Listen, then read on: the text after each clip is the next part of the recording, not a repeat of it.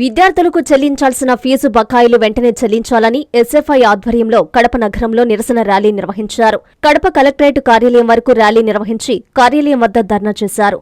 ఈ సందర్భంగా ఎస్ఎఫ్ఐ జిల్లా అధ్యక్షుడు వీరపోగు రవి మాట్లాడుతూ పెండింగ్లో ఉన్న ఫీజు బకాయిలు వెంటనే చెల్లించాలని, విద్యార్థులకు ఇబ్బందులు కలిగిస్తున్న ఎఫ్ఆర్ఎస్ విధానాన్ని రద్దు చేయాలని డిమాండ్ చేశారు.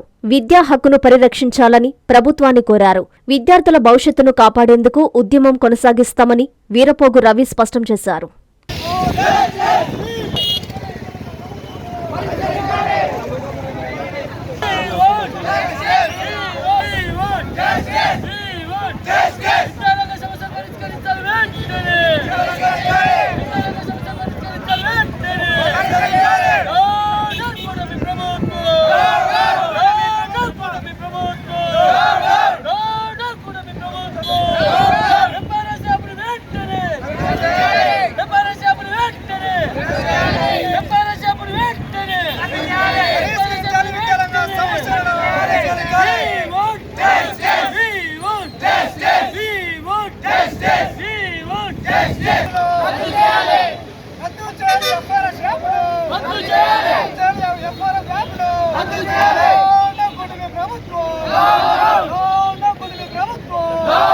Vishwasai NEET medical academy.